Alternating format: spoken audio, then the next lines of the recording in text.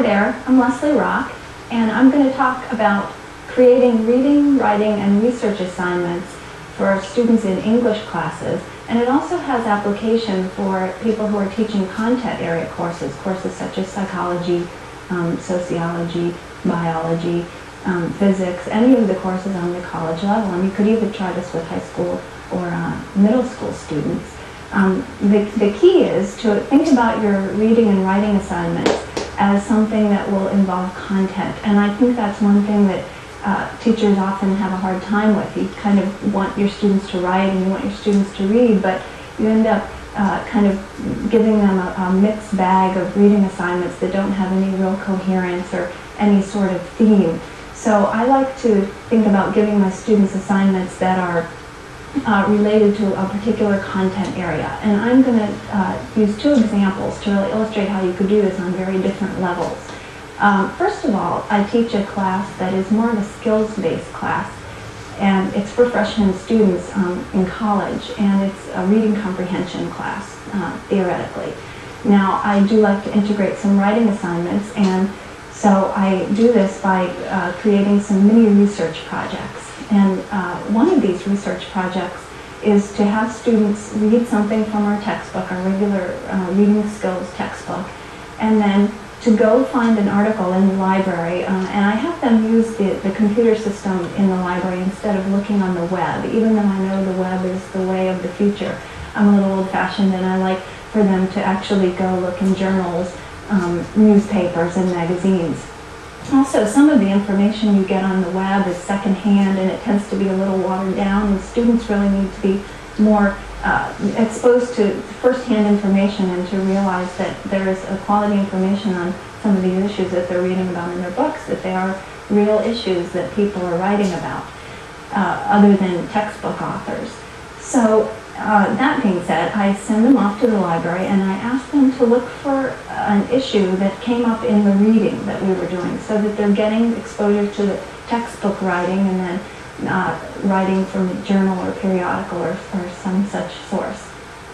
And then they assemble their sources. So students usually come to class with an article that they've researched on the topic, and then I have all of the students write the name of the article and the main idea from the article on the blackboards in the classroom, the author's name, volume number, other things like that that might be pertinent for other students who would be interested in looking up the same article, because often students see a topic and then they decide they want to work on that topic. So there's a little information sharing in the beginning. So students come in, they write the name of the article, main idea, whatnot, on the board, and then everyone browses around at these different issues that have been brought to class, and they decide on their research project that they're going to do related to that topic. And the activity that I just described really involves a lot of skill. I mean, you know, we're teaching students how to find and write main idea statements, and there's the activity that kind of brings it into practice in a sort of academic way. Instead of just reading a paragraph and writing down the main idea, now they're doing it to do a real research project. So they look at these titles and main ideas, and then they go off and start their own research project. And you can really arrange this however you'd like. I usually have students practice the skills that I'm working on in class, like concept mapping. Maybe they'll go find the article, draw a concept map of that article, which means any number of things. It could be a timeline, it could be clustering. It depends on what the pattern of organization was in that reading that they were doing, and often it's a combination of patterns, which is good for them to see as well.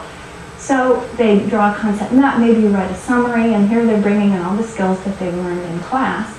And then the real key, where they start to do some serious research, and even though it's on a very fundamental level, it's really beneficial for them, because we do it as scholars on all levels, all the way up to doctoral dissertations and master's thesis and whatnot, even writing papers for presentations, is to bring the information from the different sources into one cohesive piece at the end. So it's sort of like writing a little literature review, if you will. Certainly not like a master's thesis, but it's a start. So students are always tempted to summarize the article, and then in their report again, write another summary of the articles. But what I encourage them to do is look for the issues in the article. So, for example, if you have 2 articles on smoking cessation programs, and you find out that, wow, the patch keeps coming up again and again, well, maybe that should be a heading in your report, and under that you can put both of the articles' information on that issue. And so they start to think about discourse communities and how writers respond to each other, and how writers are writing to create a body of knowledge, and then they become writers creating a new body of knowledge with their report. So even, just thinking about using that with freshmen students on a skills level, you really get some kind of interesting projects. And so that's one thing I like to do with this reading class that I teach. And I have one more example that I use with a more advanced class. These tend to be sophomore students thinking about deciding on a major for their academic career. And I'm teaching a similar class, a reading class, but the needs are very different. So again, the goal is to integrate reading, writing, and research projects in a meaningful way for my students. So what I do with this class is I have 4 content areas that I determine by random, really. I just decide which ones I'm going to do at the beginning of that semester. And in the past I've done biology, sociology, psychology, literature, history, and I arranged my course syllabus into those sections with equal amount of time devoted to each one, say 3 weeks for each section.